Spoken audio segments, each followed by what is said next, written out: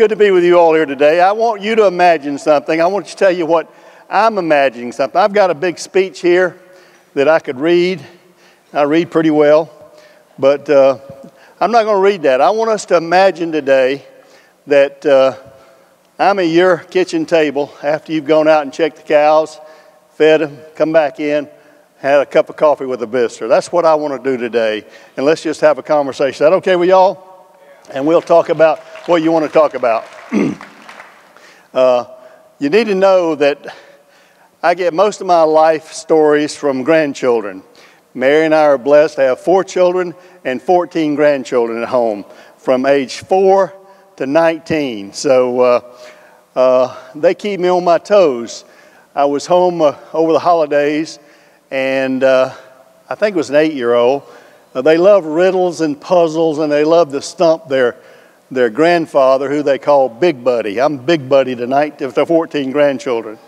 And they said, we were talking about cattle, and we were talking about farming and everything. They said, Big Buddy, do you know how the hamburger introduces his girlfriend?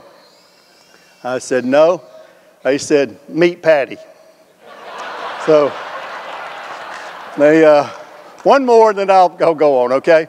They said, what do you call a cow with no legs? I said, no. They said, ground beef. Okay, that's it. So that ought to fit with what your topic today about your business, and we're delighted to be here in New Orleans with you all, and I appreciate the invitation. And as I said, I just want to have a conversation really about some issues that I think matter to you in your industry. It's what you all have told us about, and meeting with your boards this morning and your leadership, and about issues that matter. We want to be responsive as USDA, and we want to hear from you. The only way we can do an effective job is to hear from you and what you all want to see with the USDA. And I'll close a little bit with our mantra of being the most efficient, the most effective, the most customer-focused agency in the federal government. We're serious about that. And to help us do that, we've brought in some people who are great leaders. We're great leaders in our own right.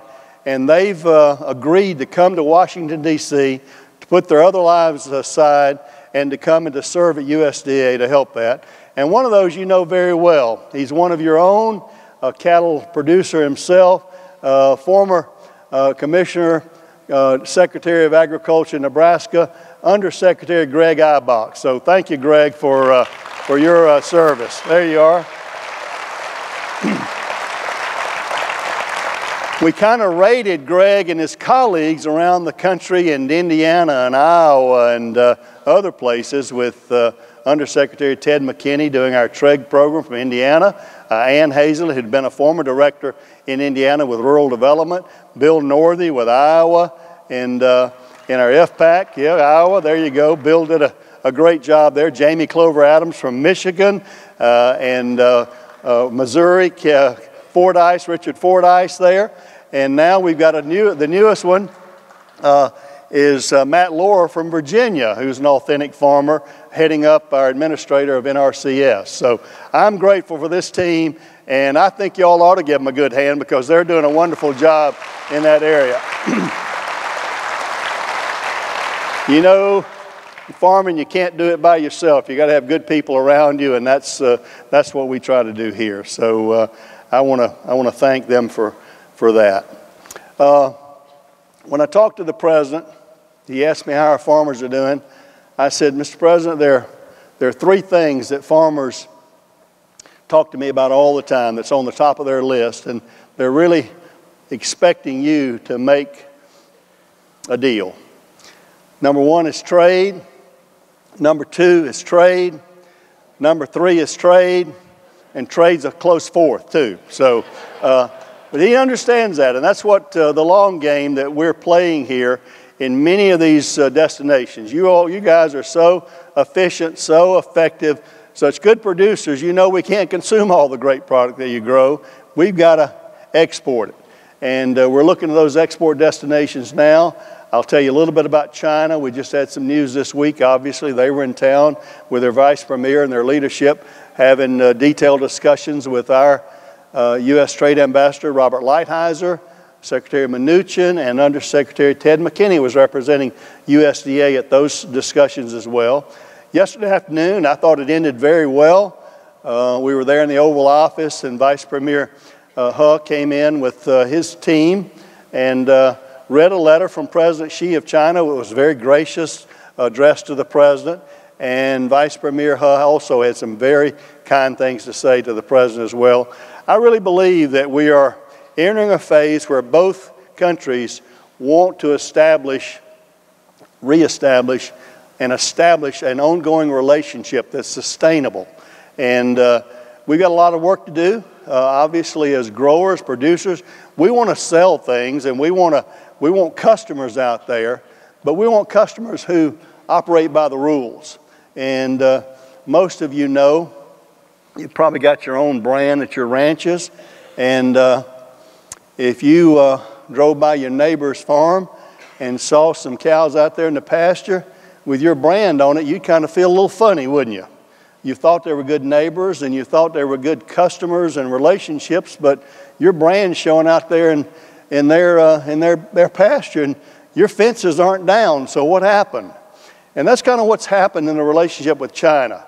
The core fundamental things that need to be resolved are intellectual property, even in agriculture. You know the technology is growing rapidly in agriculture, in your industry, the row crop industry, and all forms of agriculture. Technology is critical, and it's going to get even more critical going in the past. We've got to be good neighbors and treat one another's intellectual property just like we treat their real property in that way. Just like you don't want your cows over in your neighbor's pasture, you want what's yours to be yours and theirs to be theirs. You're going to compete with them, and you're perfectly comfortable competing, but we just don't want to steal from one another. So we got to get some fundamental reforms done between China and the United States. That's where President Trump is, that's where the long game is. He understands that. China's economy has grown to a great degree over intellectual property transfer, be it forced or be it theft. You probably remember the case of the Chinese nationals digging up corn seed in Iowa, and it's not right. And everybody's got to play by the rules. I tell the president, I said, you know, farmers love to play by the rules. I think it's kind of the law of the land in that you can't go out and plant in August and think you're going to harvest in September. You got to do things decently in order, and you got to do things the right way. And that's the way trade is. We want people to do things the right way, and that's what the president's for the long game. And he never fails to ask me when I'm there, how are our farmers? Take care of our farmers.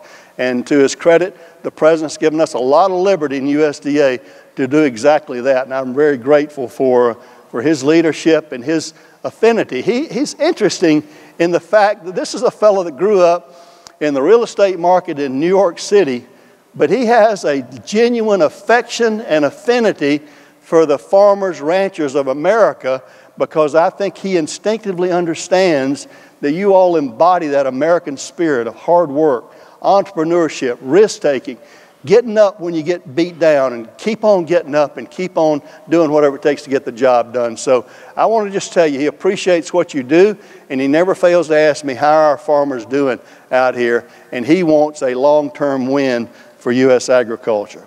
The good news was, I've got a little story from yesterday in the Oval Office.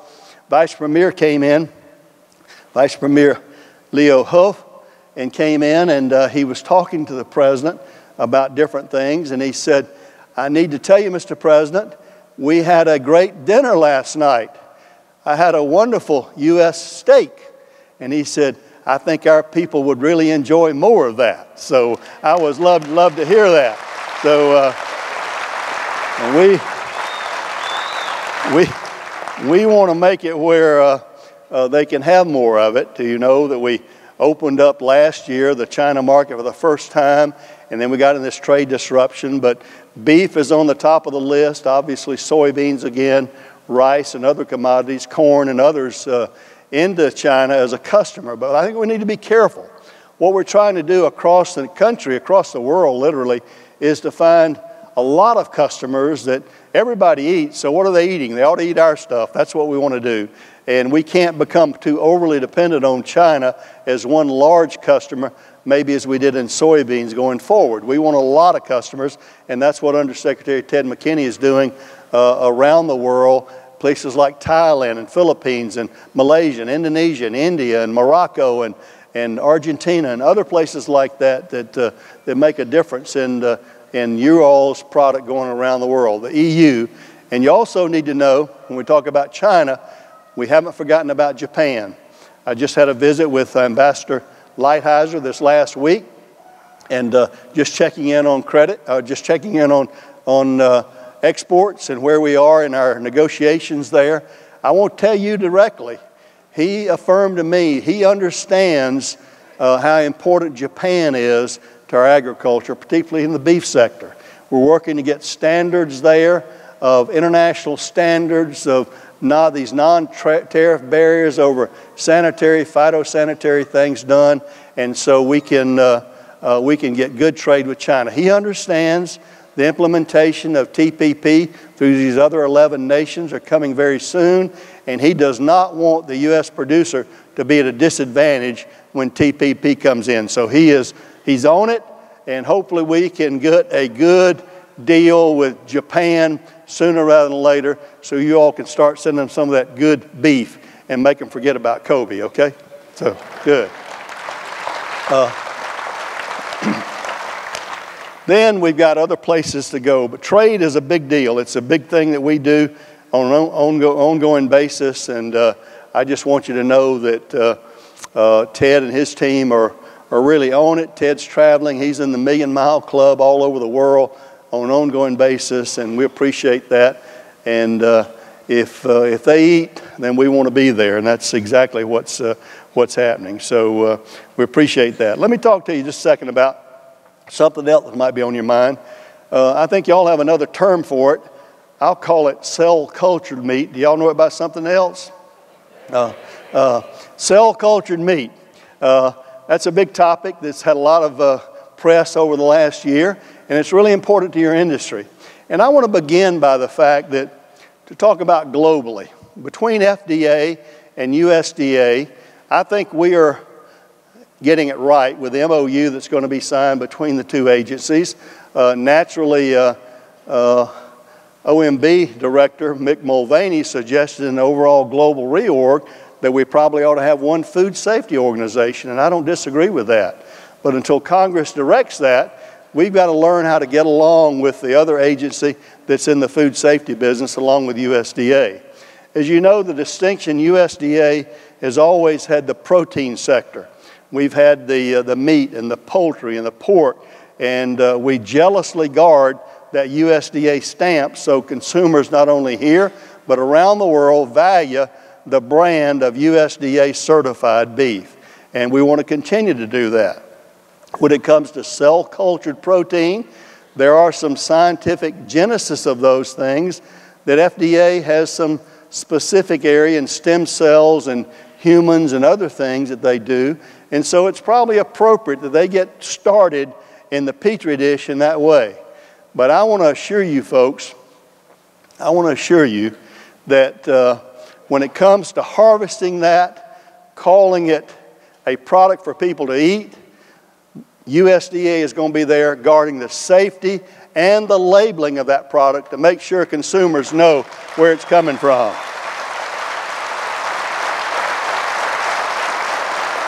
I'm pretty sure we've hammered that out. Congress had some interest in it. And you know, the issue though is you've got to know your ultimate consumer. While you sell maybe to intermediaries like grocery stores or big retailers and other places, you know you can't really depend on them to defend your product because they're going to be with the consumer. They're going to be with their customer. You're a provider to them. They've got their customers, and they've got to go to what their customers want. So my challenge to you as an industry is get to know that ultimate customer. Go to that ultimate customer. Many of you are doing that in the farm to the table effort, locally grown. There's a big movement about that. But go educate your customers locally and globally over the products that you're proud to grow and serve.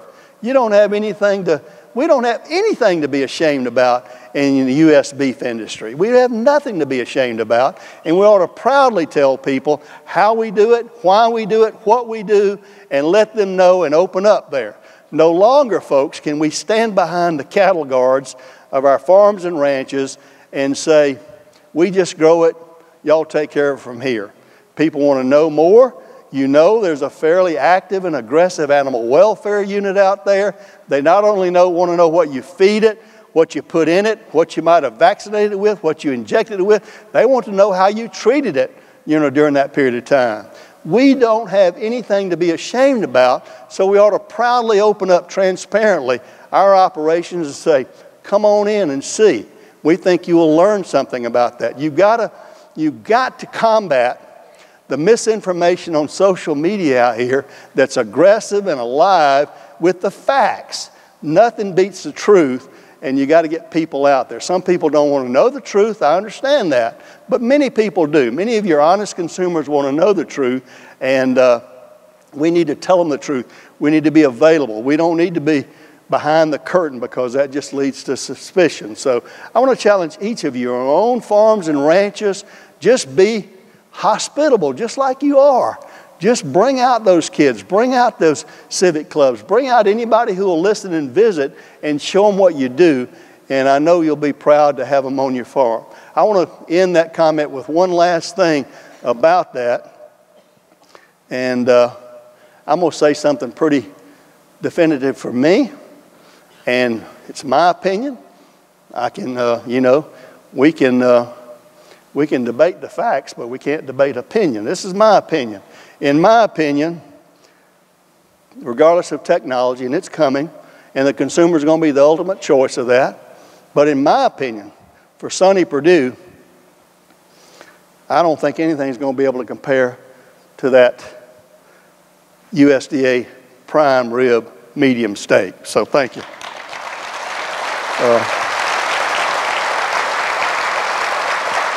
They'll have to prove it to me.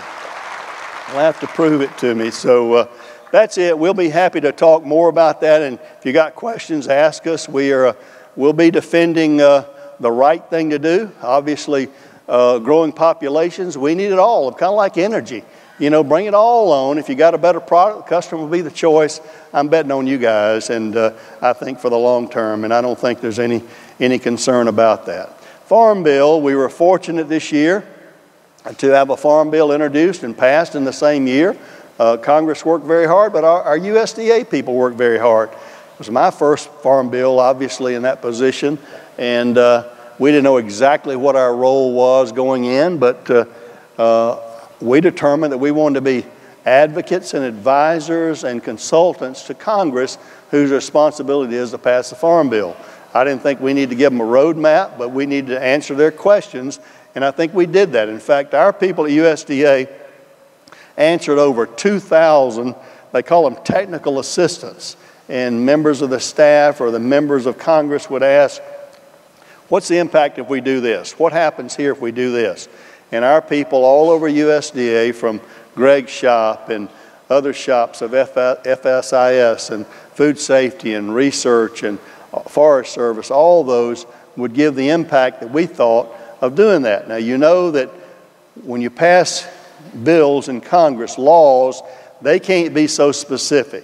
And they rely on the executive branch, our administration, to write rules and regulations that tell you all who have to abide by them what Congress meant in that way. And we're hard at that. We've had a skeleton crew, even during the shutdown, dealing with the implementation rules, and we hope to have those sooner rather than later because, as I told the President, I believe you all are rule followers. Clarity leads to compliance, and that's what we want to get. We want to get a clear rule and regulation out here that you can follow in following the Farm Bill and doing that. You got some good stuff in it. Your industry, along with the pork industry, was very instrumental in our protection area of vaccines and other things. And our friend Greg Ibaugh is going to be right at the center of that. He's the one that kind of gave Congress the proposal of the three-legged stool about how we can effectively use this money to develop health protection for the animal industry, livestock industry, going forward. So I'm glad Greg's there to help provide and design what this will be, but we need your help and input as well.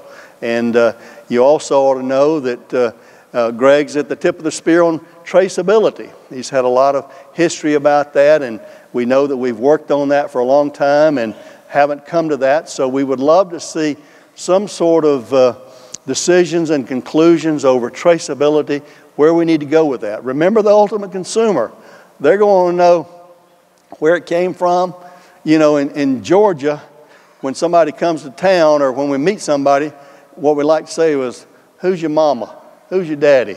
And that's what consumers are going to want now. They want to know who's that cow's mama, who's that cow's daddy. That's what they're getting down to, and that's what we need to understand and about the expectation of consumers, and that deals with traceability.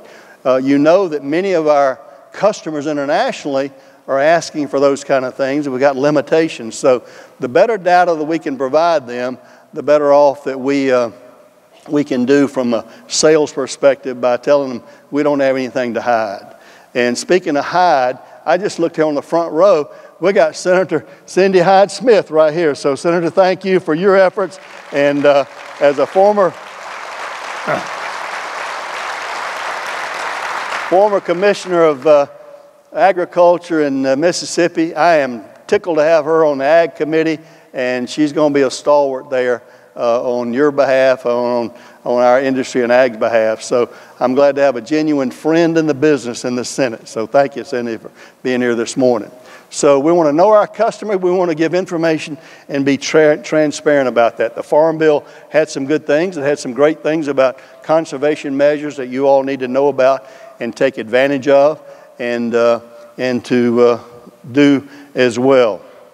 You know that your trucking issues have been, electronic logging devices have been kind of a thorn in your flesh for a while. To the legislature's credit, Congress's credit, they exempted the 150-mile rule. Some of these things with the federal motor carrier did not make any sense regarding livestock, whether it be cattle, beef, or other cattle, pork, or any of that. You just can't stand and keep those animals on a trailer resting for somebody for 8 to 10 hours in that way. So we've done our best to get DOT and the federal motor carriers to understand the unique nature of transport. Also, it happens with perishable vegetables as well, going coast to coast. And I think they're finally listening. And I think based on Congress's interest in this and our ability to have a good relationship with Secretary Chow and the federal motor carrier people, I hope we can make continued progress to get long-term rules. We're working right now, DOT's working on rules, really defining and changing out these hours of service, that hopefully will make an effort and understand that then when it comes to live animals, when it comes to perishable vegetables, some of these rules for health and safety have a contradictory impact on that. So I know that's been an issue on there. I want you to know we're working on that, and hopefully we can have some good resolution come prior to the end of the year. Certainly you probably heard about our market facilitation program, probably more impactful for some row crop farmers, but most cattle people usually have some type of grain and row crop production as well. With the market facilitation program, we had the payment there for tariff damage, but mostly I want to speak to you about our market access program, the money that the $200 million that we designated out of the $12 billion that President Trump committed to the farm economy for market facilitation over trade disruption damage. We set aside $200 million for market assistance programs. Now I want to be really clear. These are partnerships. This is not handouts. This is working with industry. In fact, yesterday we announced over 57 different groups, collaborators, industry sectors that were getting money, and how much of that $200 million over a 3-year period. And what's the goal? To build our markets all over the world, to go and demonstrate the the benefit of our products and build these markets wherever they may be, possibly where we've sold before, possibly where we've never sold before. So we need your help in that way. And when I say we need your help, when we ask our collaborators, there's $200 million and we want to give you this much money, but we're expecting you to match that. You know, we're just not going to give money. We're expecting a match in this money from the different sectors there. And frankly, folks, that's where does that money come from in the beef sector? It comes from your checkoff.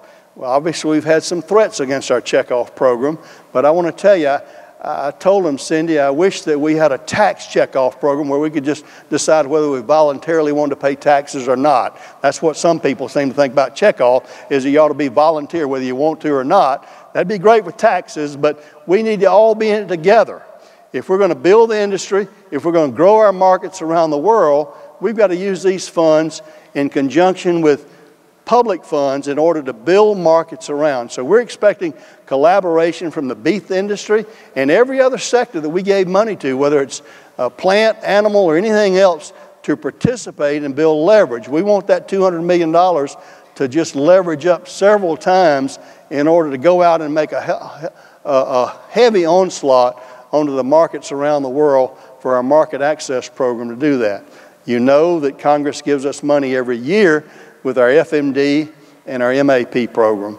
But with this $200 million, over the 3 years, I feel obligated. I want to go to Senator Cindy Hyde-Smith and say, here's the difference. This is what this $200 million that you all let us use, this is the different sales increase. And we're giving metrics. Had a pretty stern conversation with a group the other day before we agreed to give them money about how they had not been necessarily productive in the past about that. So I'm an ROI kind of guy. I want a return on investment because it's your money both publicly and it's your money as participating organizations there that we want to make sure that we're getting the best value for the dollar in that area. So that's why checkoffs are important. That's why, so your groups can help to build industry worldwide and feed a hungry, growing world as we go forward. So I appreciate that.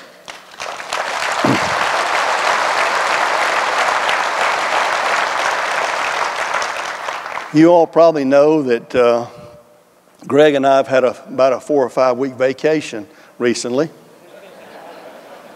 Not really. Greg was deemed essential. He is essential, isn't he? And but frankly, we had a lot of USDA workers there. It's pretty important. You know those processing plants can't work unless those food safety inspectors are there stamping that and looking at that, which is critically important, vitally important to our consumers.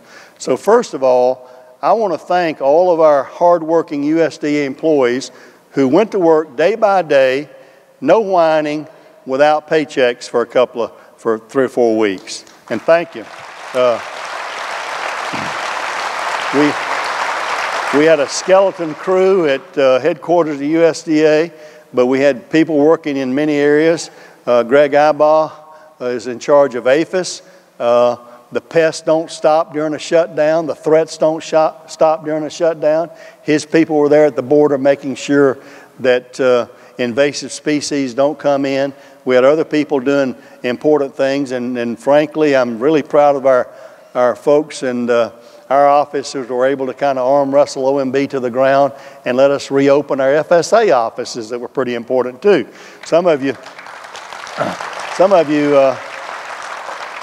you might have had a 2-party check out there somewhere you couldn't negotiate, and it's pretty important to get your business done around the first of the year that way. So we were delighted they gave us the opportunity to do that, and we very much appreciate our people that work. And you know what I found when I got to USDA? It was like having 100,000 farm kids that just want to do good for agriculture, and I really mean that. And we've turned them loose and we've let them go, and we've got a great spirit of serving agriculture in a customer-focused kind of way. And I can't tell you how proud I am. We don't bat 1,000. Now, you probably may have had, probably some of you could stand up around here today and say, well, you hadn't had a good experience. Well, tell me about it. You know, we want to know. I mean, we're interested in the individual as well.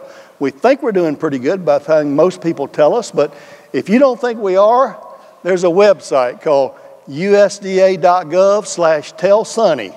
So y'all take advantage if you want to, and tell me what I need to hear so we can make sure. That's really from our people as well. They know I'm listening, and we want to listen to you, our customer, in that regard. So the shutdown was unfortunate.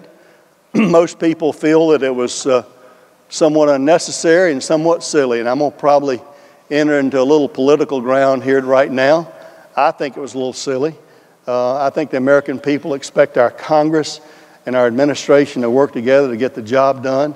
When people in the past who have talked about we need a wall, we need a barrier, we need there from President Obama to Leader Schumer to Speaker Pelosi, all in the past have talked about that, and simply because they don't want to give a political victory to President Trump, say no, no, no now. Even now, during this 15-week period,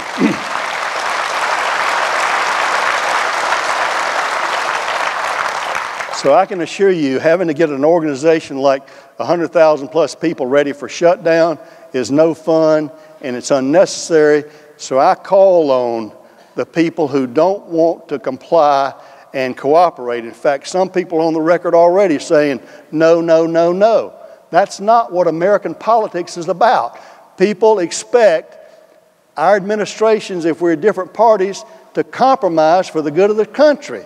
Now, I talked about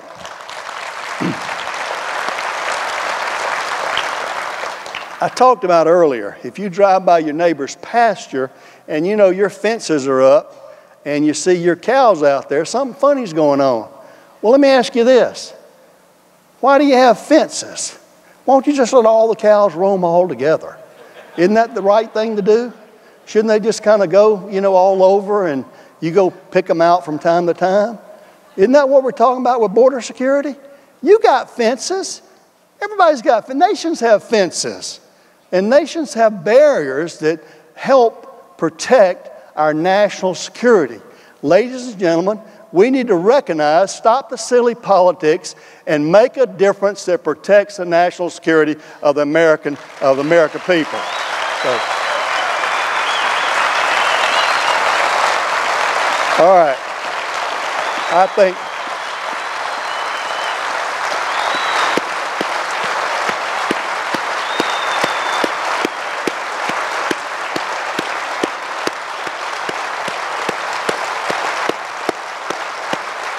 I know a cattle prod when I see one. No.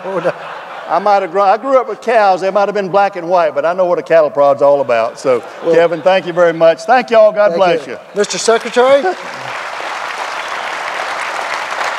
we certainly appreciate you taking the time to visit with us. And as a small token of our appreciation, and by the way, if anybody couldn't see on the monitors, that's a great cow tie the Secretary Perdue has on right now. But we have a tie that we thought you might appreciate. It's got all our brands of many of our members, and we want to give this just as a small token of our appreciation. Thank you, Kevin. Thank you very guys. much. Thanks. Yeah.